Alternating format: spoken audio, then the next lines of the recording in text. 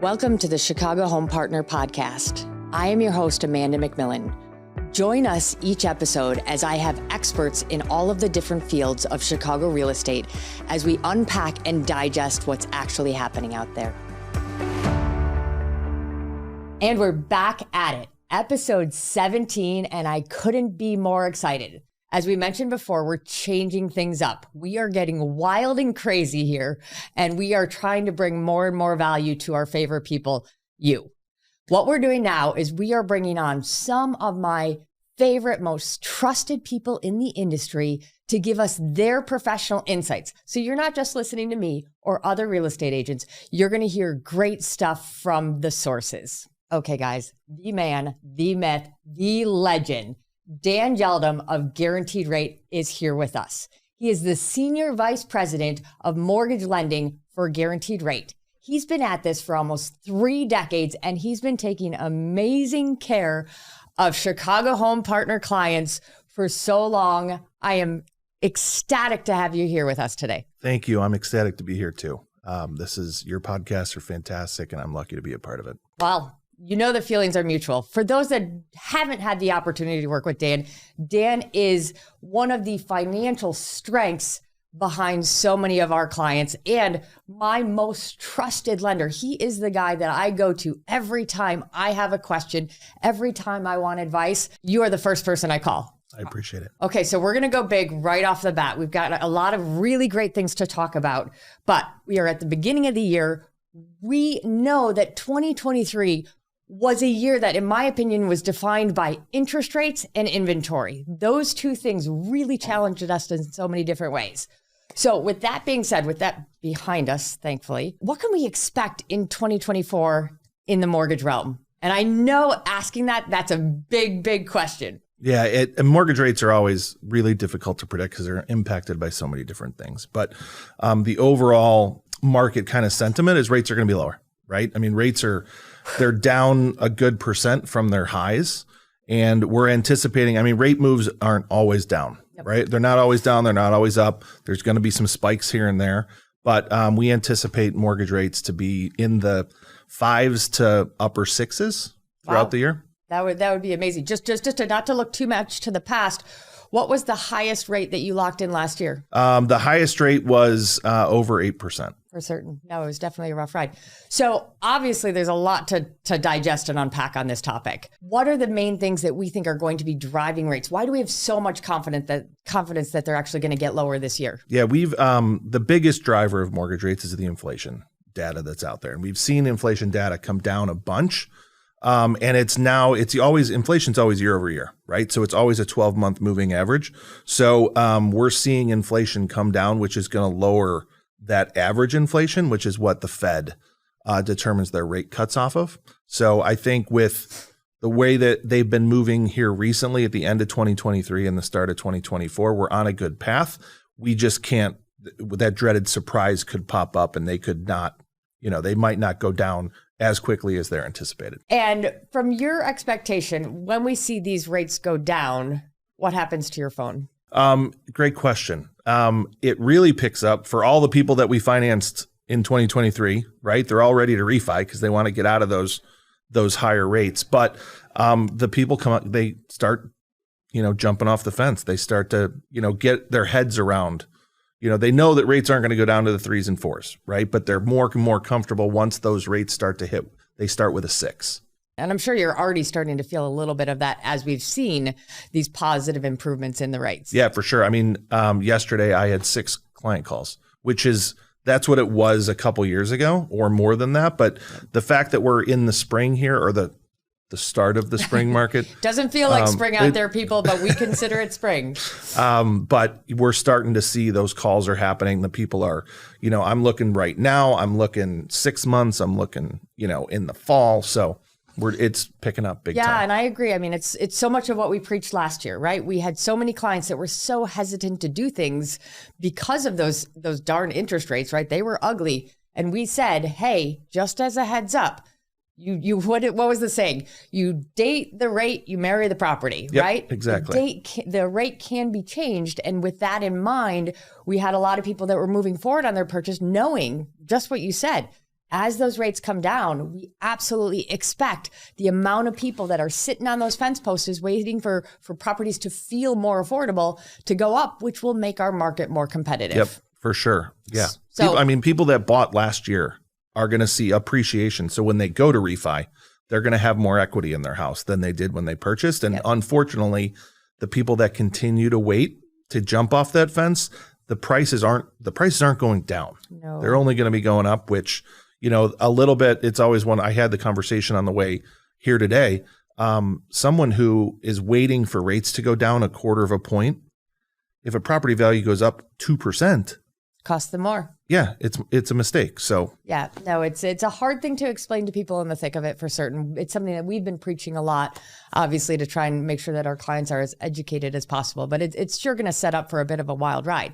Now, the other thing that you said that I think is going to be a huge part of your world this year is that whole word of refinancing. Now, I think that a lot of people, where it's a word that we toss around a lot, I think a lot of people are very unaware of kind of what it means, when to do it, what does it cost, kind of. There's a lot of questions in on it. Can you talk a little bit about a refinance? Yeah, absolutely. So a refinance is you're starting your mortgage over, right, at a lower rate and most likely a lower loan amount, right? Because we're going to refinance what you owe at the time of the refi. What people don't tend to understand, there's always, because everybody's parents always tell them, wait till rates drop 0.5 point or 1%. Well, depending on your loan amount, you might only need 0.25% to have it make a difference. And making a difference is just if somebody can save $200 a month and that's meaningful to them, and any costs that are incurred are made up inside of a year, that makes sense. I mean, there's also the people who have a ton of equity in their property and they can pay things off with the refinance by taking money out of their house. So a refinance is just you're getting a new mortgage at a different rate and a different loan amount, and you want the whole thing to make sense to you personally. Okay, so that's a great explanation. What does it cost to refinance? That's a really good question because costs do vary depending on where you're at. And what I mean by that is we're sitting in Chicago. Our title costs, which are the costs of the title company doing all the paperwork on the county records and things like that. Title costs here are much lower than in New York, in Florida, in other parts of the country. There's areas that title costs are less than here, like Iowa and Indiana. But there's costs to do a refi. There's title costs. Some places have recording fees, right? Like the city of Chicago, we have transfer stamps.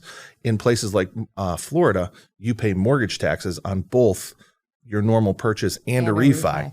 So there's those kinds of costs. There's lender fees, which is the cost of every lender doing business, credit report fees, as well as appraisal costs. No, and that's a great point there, because I remember specifically and personally and professionally, we have a property in Florida. You did the purchase stuff for us back in 2017. Yep. We wanted to refinance that mortgage. And just a note there, Dan is licensed to work in how many states now? 42. So you did our original purchase there. When rates started going crazy, I said, hey, Dan, let's refinance that number, which wasn't a bad number to begin with, but it just looked great. And you came back to me and said, I'd love to do it for you, but it makes absolutely no financial sense because of the cost to do a refinance in Florida. So the good news is that in Chicago, where the majority of our clients are, it's quite advantageous and it's in a pretty good spot for our clients to take advantage of it because of those aspects. Yep, for sure. Okay, now I'm going to put you on the spot a little bit because I know this was a program that you guys were using before. Yeah. I know, especially when the rates were really high, Guaranteed Rate had a program where if you did your original loan at a higher interest rate, they were able to offer some rebates on the refinance fees. Is that something that's still in place? Yeah, 100%. As you mentioned, almost 3 decades, right? I've been doing this for 27 years. We've refinanced people 2, 3, 4 times over, their life of having their home. And we're always going to look to help on the closing costs. Yep. We're going to cover as much or if not all of them when the opportunity arises for people. Super. And the other thing that I just want to point out, because myself in the industry, I remember I was a little surprised the first time I refinanced. And as a professional, if I was, I'm sure other people were. When you do a refinance and your lender tells you that number that you need to bring, the number seems a little higher than it actually is. because there's things going into escrow typically and things that you're going to be getting back on your old mortgage. So sometimes that upfront number may seem a little bit high, but when you take out what you're going to get back from your last escrow account and those types of things, the numbers actually get to be quite minimal in addition to the interest that you're paying up front and stuff Absolutely. like that. Would you say that's true? Yeah. And it's funny because when we talk about the no cost refinance, people are always like, wait a second, there's no cost, but I still have to bring money to the closing. Yep. And it is because of that. It's some people, if they have the equity, they just say, I want zero money to closing, just make my loan amount bigger, right? And incorporate all of those funds. But anytime you refinance, as we said, it's a new loan. So we have to set up a new escrow account. You're always chasing interest. So interest is paid backwards. So in the month of March, you pay interest for the month of February. So you pay interest from the day of funding through the end of the month. That's billed at closing. And then you have to set up your escrow account. And the escrow account, the amount that you collect is different per county. Yep. For example, in Chicago or in Chicagoland, Cook County's due dates are different than DuPage, Will, Kane, the surrounding suburbs. So if we had two loans, same loan amounts closing at the same exact time, in Cook and DuPage, the escrow calculations are different. Okay. So people always get confused by that, and they need to remember if your current loan has escrow, the amount that's on deposit has to be credited to you. At times, we're able to, if we service the loan, people have been paying guaranteed rate, we'll give it back to you at closing, right? We'll just credit it right away. That's probably not so common. You typically pay out of pocket to get it back. Exactly. And then you get a nice, people always forget about it, and then they get a nice check in the mail, and it's kind of like, oh, there you go. Free money. I just made money. Yeah, free money. Right. Fantastic. Okay. We try and stay away from a lot of politics on this show, right? Our opinions don't really matter in the grand scope of things. That being said, it's an election year. And I know myself, this is my 6th election year. That would probably make it your 7th. I don't know. I'm old. It's a lot. Anyways, what is the impact that the election and the lead up to it could bring to your industry? Yeah. So typically election years bring lower interest rates. Like historically, that's kind of how it works. Now, if there are surprises, and I'll never forget this, in 2016, myself and colleagues were on one of our trips that we take as a company when the 2016 election happened. And that was completely unexpected to people. And interest rates, like the markets, completely crashed the next day. And while we were sitting on a boat, we watched interest rates go up almost 0.75%. So you had a couple more drinks that day. Yes, we did.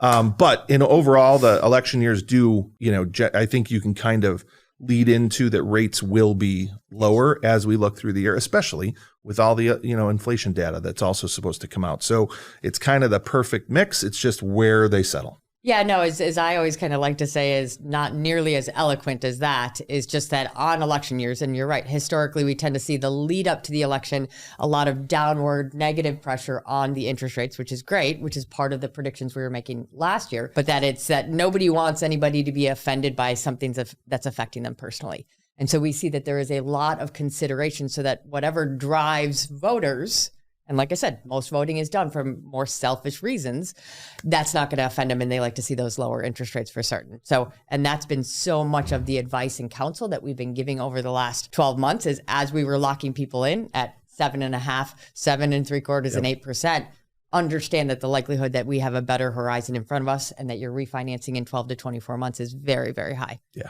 Okay, Dan, time to move on. This is something that's really exciting to me because this is where I think you are incredibly creative and really shine in the industry. I think most people understand the normal concepts of getting loans, but what they don't understand is that there are so many programs out there. There's so many tricks and tools that you use to really put your clients in the best position possible.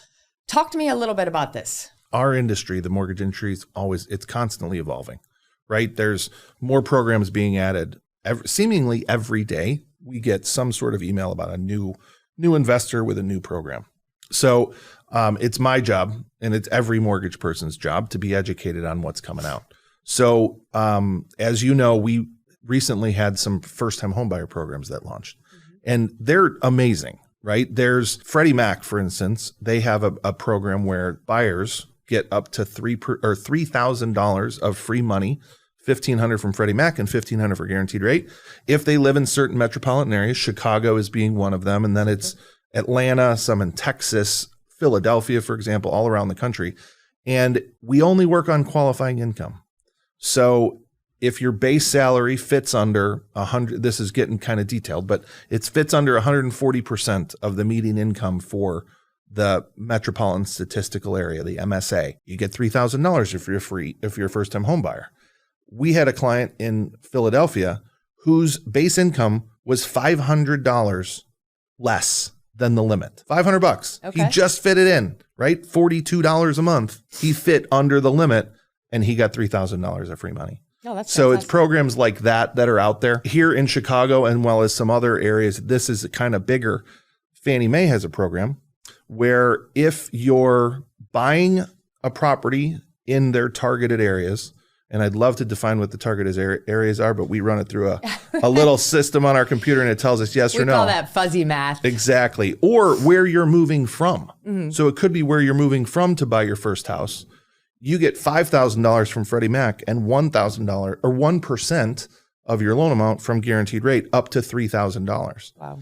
Those are kind of run through our systems. And we got an email recently for a girl who's buying her first place. Her parents are co-signing. There's no income limit on that program. And she got $8,000 of free money. Wow. Towards closing costs. So those things are out there. Not all lenders have access to it. Sure. So the bigger the lender, the better off you're going to be for those kinds of things. Yeah. And as you just said, in certain of those, I know guaranteed rate is actually matching some of it as well to give them a kind of a double down on a really benefit. For me, the big shocker for me to learn in a lot of those was two things. Number one, first and foremost, the income levels on the ones that do have qualifications were much higher than I even thought, right?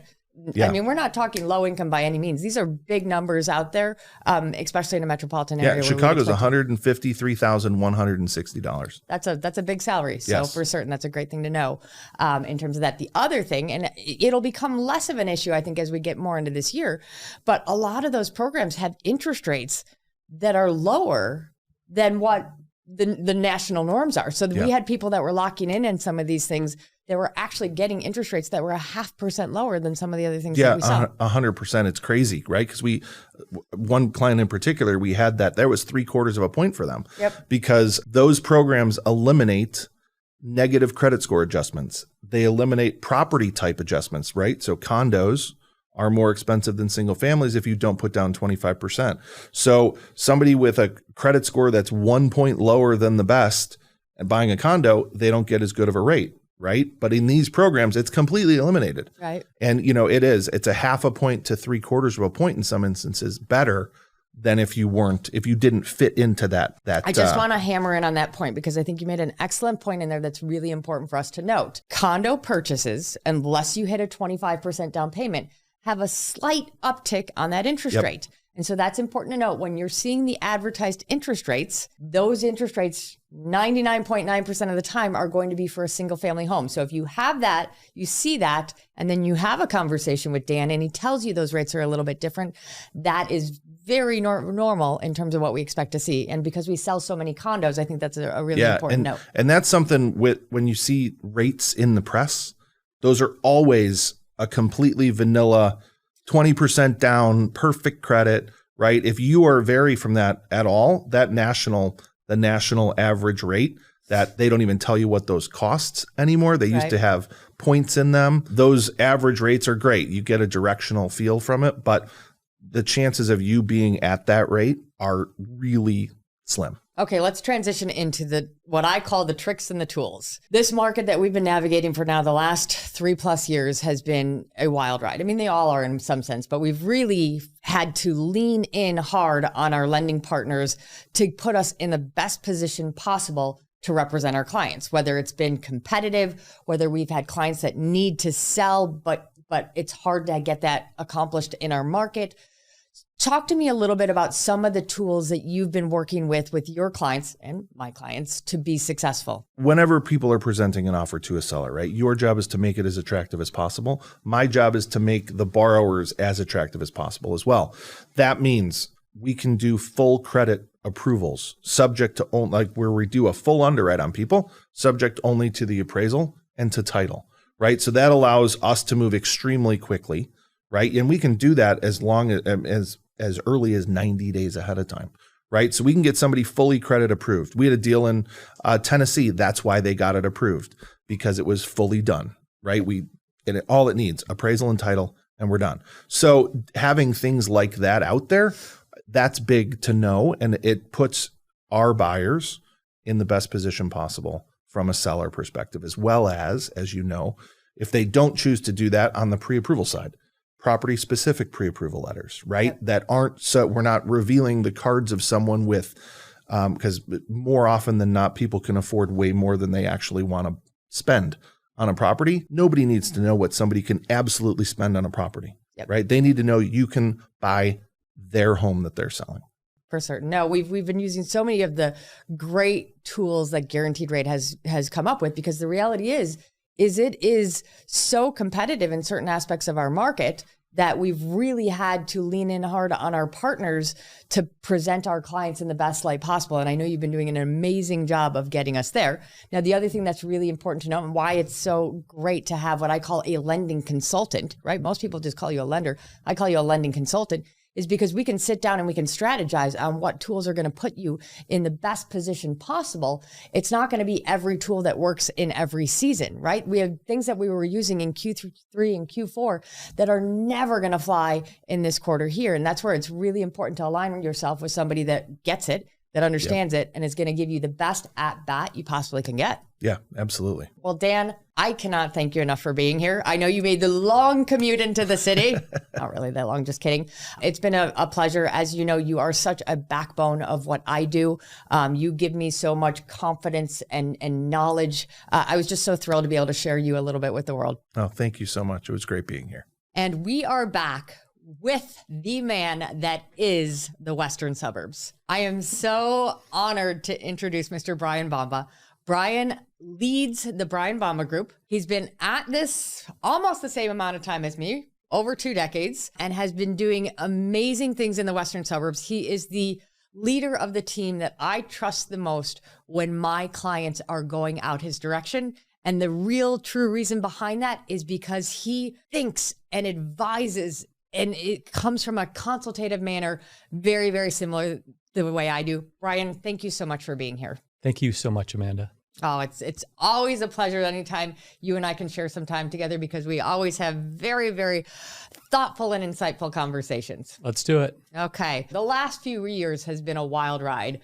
Your ride and my ride has been a little bit different throughout all of it, what's happening in the city and suburbs, but we can all agree that it's been crazy out there. As we look towards the new year, as we look to 2024, what are your expectations for the Western Suburbs? You know, Amanda, as I project into 2024, I have to look back a little bit into 2023. Mm-hmm. And currently in each of the markets that I work in, the list to contract measure, how many days of market exposure, is well under 30 days. And usually December, the holiday season, is a time when that number peaks. So when we're entering the first quarter of a new year with significantly less than 30 days of marketing time, it's going to be hot. I've already had multiple transactions this year. I've already seen multiple offers. I've already seen transaction prices over asking price. So it's going to be competitive, period. No, I think you're very right in that. In fact, I kind of joke and say, in December, I was involved in 3 multiple bids. One of them had 7 offers on it. That was December, right? I was getting ready to kind of take a step back, start digesting, getting ready for 2024. And there definitely was that. Now, obviously, yes, that answers the first question. Are we expecting it to be competitive in 2024? Without a doubt. Okay. Exclamation point. And that leads into a little bit of the next comment. So much of that is driven by this inventory issue that we've had. Can you speak to me a little bit about what you guys are expecting in terms of the inventory in the new year? Overall, at a high level, there is definitely going to be a deficiency in inventory. There's no doubt about it. Okay. However, as opposed to the last, say, 3 years, we're going to have slightly more inventory than that period of time. For example, I have 15 signed listings that I haven't released into the market yet already in January of this year. So it's going to be a little bit more liquid than it has been in the past. However, it's going to be tight. The majority of people who are selling tend to be people in their 50s and 60s, many of those with multiple properties. It's time to get rid of some of those. That's an interesting thing to note, because I think that twofold. Number one, I feel like my listing inventory right now is actually quite high.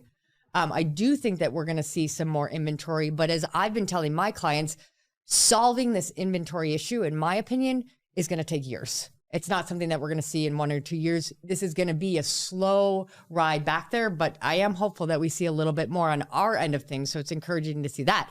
Now, let me play a little devil's advocate to you. We're going to see a little bit more inventory, but on the same token, we also know that these interest rates are starting to get a little bit more compelling. Do you think that these lowering interest rates are going to put just as much more demand back into our marketplace? It absolutely does. Most of what I do is in the luxury segment. However, when affordability becomes more affordable, that pushes the market up. So that is absolutely going to accelerate things. Now, we're in an election year, and I have been through election years in the past, and I can tell you with a high level of confidence that the first 2.5 quarters of the year are going to be very aggressive, very, very brisk, at or about the time of the election, because of the negativity of the ads. A level of fright and uncertainty enters the market, which tends to destabilize things. So bottom line, wild ride for most of the year. For certain. And I love, right, I always joke and say, we don't talk about politics here, but we do talk about politics here, because it's gonna have impact, right? This is my 6th election. I'm guessing you're probably right in there as well. Pretty close to that. And it's one of those things that, as you said, we're gonna see a wild ride because of it. Now, I'm curious. What I tend to see on my side is that there is an impact from the election, but it's usually different than what most people think. 2 to 3 months before the election, what we'll find from the negativity of the ads and the contentious nature of the election that I think we're all expecting is that consumers will come to me with one question. The one question that I will get time and time again is, how will the results of the election impact the real estate market? Is that a question that you tend to field? I do, and my answer is always the same, because I know this to be factual as well. Regardless of who wins the presidential election, there will be certainty in the market, and the January after the presidential election, regardless of weather conditions and other influences, tends to be extremely hot. No, I think that's great. And that's what I tell my clients. The impact of the election, in my opinion, is the pause created by that question. It's the pause created by the doubt leading up to the election. But the reality is hopefully we know the results of the election on November 4th. Nobody wants another 30 days after that. And assuming that we do, there will be no immediate change. There will be relief that ugly part is behind us. But the reality is our impact, as I say, it's pause. We as consumers create pause. And it's not just elections. It's anytime we have world events that concern us, we selfishly tend to think, how is this going to impact me? Right. And let me just sit tight and watch it and wait and see. Yeah, I agree with that, and I've lived it. No, it's very, very true. So you heard it here. There will be pause, but the markets will be fine regardless of who wins the election. Coming back on this, because I think that this is just going to be, in my opinion, the script of 2024. Interest rates, between being an election year, the inflation getting more manageable and more under control, are definitely going to be a big part of this story. How do you really see, as those rates fall, it impacting the market in the Western suburbs? You know, it's all about affordability. I mean, someone who can afford X will now be able to afford X plus something else, which gives them more buying power, which gives them greater confidence, which gives greater liquidity in the market. It's going to be a very, very fast market. Yep. And that's just, as we say, it's just going to bring more people into the market. There's no other way to look at it. And we've got a lot of clients, hopefully right now, that are patting themselves on the back when they took our strategy advice last year. We said, it's okay to buy at 7.5% and 8% because you're going to be in a better position than when the rates come down. You can refinance the property, but if not, you're going to be in a pretty contentious market out there. And that's what I'm hearing you guys are expecting. Absolutely. No objection there. Well, let's kind of change topics here a little bit. This is something that I think is a huge question mark for a lot of the clients, right? I have clients that come to me, they say, Amanda, I love the city. We're ready for our next chapter. We want to go to the suburbs. We're thinking to go west because of X, Y, and Z. It makes sense for our commute. We've got family out there, whatever. But there are a plethora of options out there. How do you and the team work to help clients analyze which option is best for them? Yeah. The first step in the process, Amanda, is to have a needs analysis call. I mean, generally, these calls are half an hour, with an intense list of interrogatories that I present to the prospective buyer. In the types of questions I ask are, number one, how much do you want to spend? Okay, because, cost and price, the economics dictate, a filter as to whether or not you get into certain towns. For certain. Secondly, there's a needs analysis relative to commute. Do you work at home? Do you work in the city? Do you work suburban? And if you work away from the home, how do you want to get there? Many of the towns that I work in are along impressive commuter rail lines. Do you want to walk to the train? Do you want to drive? That sort of thing. Also, the buyers have to decide whether they want to live in a town that is what I'll call walkable. For example, a place like Hinsdale. You can walk to the train, you can walk to schools, walk to the coffee shop, you walk everywhere. Whereas a place like Burr Ridge or Oak Brook, those are absolutely drivable. Very, very different lifestyles. So cost, lifestyle, education system. We have amazing public schools in the Western Suburbs and parochial ones as well. What flavor of school do you want? So it goes very, very deep into the family's lifestyle before we can make a recommendation. After the needs analysis call, we do something we call a rapid educational tour. Okay, it's generally a 2 to 3 hour time commitment where we take the two principals. We ask that they not bring kids to the rapid educational tour, and it's an immersion into the education of the lifestyles in the neighborhoods.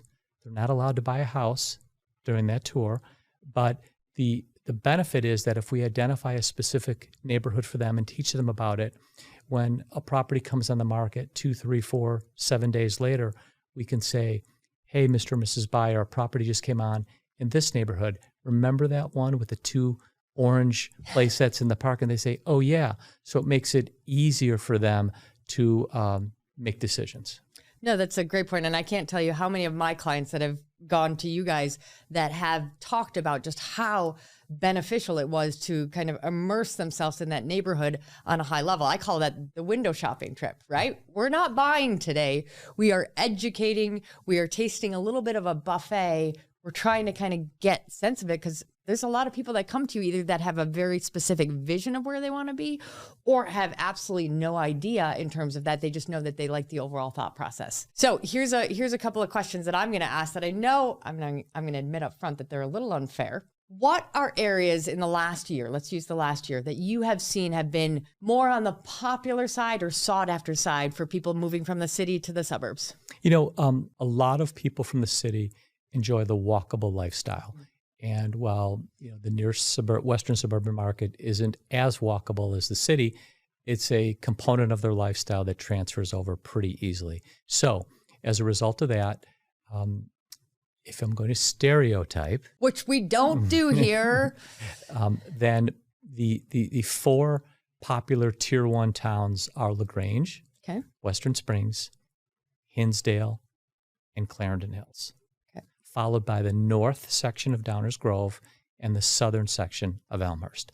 All those 6 places offer walkability. Now, I'm just going to ask a question. Do those areas that offer that little bit more urban lifestyle and walkability and what we call convenience, do those typically come with a little bit of a higher price tag? Absolutely. They're high demand, higher density areas within, say, a 20 or 25-minute commute into the city, phenomenal schools. The cost of entry is high. For certain, that makes sense. Okay, now let's look at the other end of that spectrum. We are Midwesterners. We are value-driven people in general. Even in a luxury market, we are still value-driven. If you were going to look at the other side of that and say, of the areas that you service, what are the areas that, in your opinion, are a little bit more bang for your buck? You get more for the dollar, but it's still a great community to live in. What would you put out there? Easy one. 2-part answer. If you want that walk-to lifestyle, the northern section of Downers Grove and the southern section of Elmhurst offer more bang for buck than the previous 4 towns that I mentioned. All right. However, if you're looking for square footage by way of house square footage and lot square footage, Burr Ridge and Oak Brook offer the greatest affordability on a per unit basis. That's great to know, because I think especially as home values have gone up, I think people are just intimidated in general as we talk about the fact if you want a single family home, some of the value that it is. I mean, the reality is we're in a metropolitan area. It doesn't come with the same price tags as if you're in the middle of nowhere from that. And so I think it's always important for us to understand that there is, and you guys are so great at navigating, how do you check as many boxes as possible within a price point that's important to somebody? I love the fact that you came forth, and one of the first things, because I think a lot of people go around this, is cost. And it's not what you can afford to do, it's what you're comfortable doing. Absolutely. Okay, so we're going to look into our crystal ball a little bit here, right? Once again, an unfair question. Are there any areas that you guys are experts in that you really are looking to in 2024 as being areas that are going to really gain some attention and just be a little bit more popular that maybe weren't in the past? Yeah, I'll actually say it's a facet of the housing stock that is the newer houses. And the reason I'm saying that, and when I say newer, I'm saying 0 to 5 years of age. Here's why. There are very few spec houses available. Not a lot of builders in the near western suburbs have been doing spec houses for two reasons. Number one, construction costs, both materials and labor, have legit been exorbitant. And they're thinking, ooh, these margins are a little bit thin. I don't know if I want to take on the risk of doing a spec house in this market. So as a result, the inventory for those is ridiculously low. Okay. Secondly, if these builders are good, people who already live in the near western suburbs are engaging these builders to build custom homes for them. And the benefit of custom construction in the mind of a builder is that he or she has a guaranteed sale in place. They don't have to hope that they're going to sell a house. And many of the builders of who I work for are backed up into the fourth quarter of this year already. They can't take on anything. So you asked me what's hot? 0 to 5 years of age. For certain. And, you know, we talk a lot about that, right? I know you sell a tremendous amount of new construction, as do I. I love selling things that are 1 to 5 years old, because just for the fact that somebody else has worked through some of the original kinks of new construction. But on the hard side is when we talk about inventory, most people, especially in a luxury home level, don't move between 1 to 5 years from that perspective unless it's a job relocation or some sort of lifestyle change that really causes that, because most of them have probably built those houses for their needs and then hope not to. Is that what you've seen as well? That's a fair statement. I mean, those folks, bought those homes for a specific reason and usually don't like to sell them in that time frame. But, let's hope for a job transfer. Brian is saying here he would like everyone in the western suburbs to be transferred out if they have built a house in the last 5 years. That's going to a new crop of people coming in. That's going to cure our inventory issues here, for certain. Well, Brian, I can't thank you enough for coming in. I appreciate you making the drive. I know the conditions are a little adverse. You are a wealth of knowledge. I always feel a tremendous amount of relief when my clients that are going your direction will agree to work with you, because I just know that they're in the best hands of possible. So thank you so much for being here. You know what? And I feel the same way, Amanda. When I engage you with my clients, I know it's going to be a home run every single time. Well, thank you. The feelings are mutual.